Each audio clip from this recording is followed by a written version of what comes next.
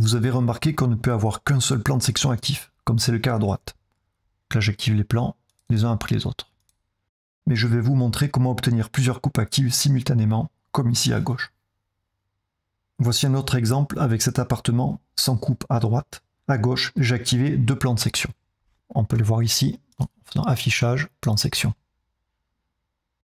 Je vais vous montrer maintenant comment réaliser ces plans de section simultanément. Alors je prends mon premier plan de section ici, je le pose là, je le déplace, où je souhaite le mettre, ici après ma fenêtre. Je sélectionne l'ensemble, je fais un clic droit et soit je crée un groupe, soit un composant. Donc là c'est plus rapide pour moi, je crée un groupe. Je désélectionne, je prends mon plan de section et je me pose ici sur cette face. Donc vous avez compris, c'est le fait d'englober le premier plan de section dans le groupe qui me permet d'ajouter un plan de section supplémentaire. Et avec l'outil déplacer, je me positionne où je souhaite.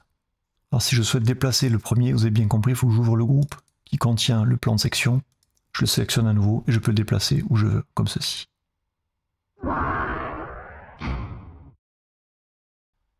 Lorsque je clique sur le bouton dans le modèle, on retrouve toutes les matières que j'ai pu utiliser lors de la modélisation de ma citrouille par exemple. Vous avez remarqué que certaines matières ont un triangle blanc en bas à droite et certaines non. Ce sont tout simplement les matières que j'ai utilisées pour ma citrouille. Alors faire attention, certaines matières ont un triangle blanc tout simplement parce que ces couleurs ont été utilisées par des composants, comme Chris ici par exemple. Je fais un clic droit sur lui et je le supprime et on s'aperçoit que des triangles ont disparu. Il ne reste plus que 4 matières réellement utilisées par mon modèle. Il vous est déjà arrivé d'avoir un trait comme ceci, divisé en plusieurs segments. Alors si on prend l'outil ligne et qu'on retrace par-dessus d'une extrémité à l'autre, ça ne fonctionne pas. Le trait est toujours divisé. Quand on prend l'outil ligne, on se met à l'intersection des deux traits comme ceci, on trace un segment. On fait de même de l'autre côté. Et on prend la gomme et on les supprime. Et cette fois le trait est d'un seul tenant. On a fusionné les 3 traits du départ. Je vous montre comment supprimer des faces sans les sélectionner au préalable. Cela fonctionne avec tous les outils qui sélectionnent automatiquement les faces, c'est-à-dire l'un de ces 6-là. On va toutefois privilégier l'outil déplacer ou l'outil pivoter ou l'outil échelle, car ces 3-là fonctionnent sur toutes les surfaces possibles. Je sélectionne l'outil déplacer, je me positionne sur la face, et j'appuie sur la touche Supre du clavier directement.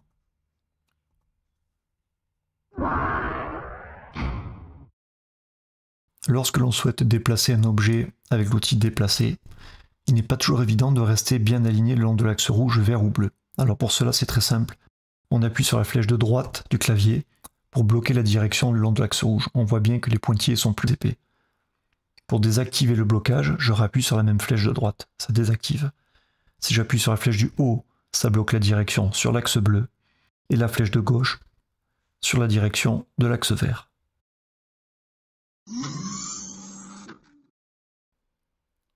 Je vais vous montrer comment purger très rapidement tous les éléments inutiles dans cette locomotive, qui a été modélisée d'ailleurs par un membre de mon serveur Discord.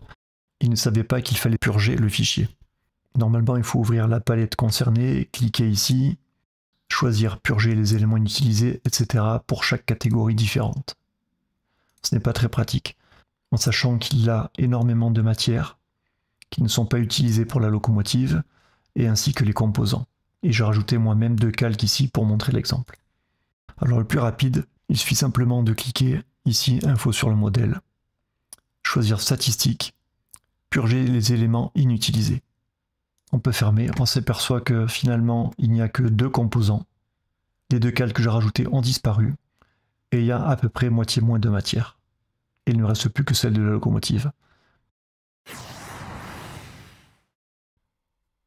J'ai masqué divers éléments dans ma modélisation et je souhaiterais faire réapparaître une seule des parties que j'ai masquées. Pour cela, je dois aller dans Édition, Révéler. Et là, j'ai soit tout, ça ne m'intéresse pas, soit dernière, c'est pas l'élément que je vais faire ressortir. Et sélection et grisé, ça ne fonctionne pas. Donc, je vous montre comment faire. On va dans Affichage, Géométrie cachée. Tous les éléments masqués sont à l'écran. Je souhaite faire réapparaître uniquement le pneu avec les crampons. Donc je le sélectionne. Et là, cette fois, regardez dans Édition, Révéler, j'ai sélection qui est actif. mais ça ne m'intéresse pas, c'est pas très rapide. Je fais simplement un clic droit sur le pneu, je fais révéler. Je désélectionne et j'enlève la géométrie cachée.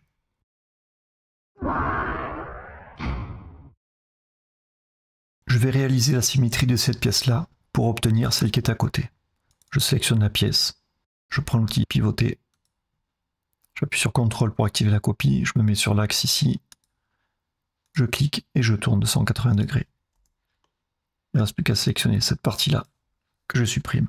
Voilà comment réaliser une symétrie rapidement. Les différents clics pour sélectionner des éléments. Le simple clic sélectionne une face ou une arête. Un double clic sur une face sélectionne la face et son contour. Un triple clic sélectionne l'ensemble des éléments qui sont en contact entre eux.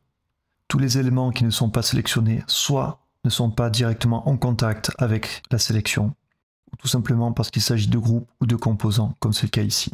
Donc ils ne sont pas sélectionnés en même temps. Si je souhaite agrandir ce rectangle avec l'outil échelle, je peux agrandir sa longueur ou sa largeur sans problème, parce que les traits sont parallèles aux axes verts et rouges. Si en revanche celui-ci, je veux l'agrandir également, cette fois ça ne fonctionne pas ni dans les angles. Alors pour cela, c'est très simple. On va ici sur l'outil axe, on clique sur une extrémité, on aligne un axe sur notre arête, je clique une fois, une deuxième fois, mes axes ont été redéfinis. Cette fois je prends l'outil échelle, et cette fois je peux agrandir la longueur et la largeur. Quand j'ai terminé, on prend l'outil sélectionner, clic droit sur un des axes, et on fait réinitialiser.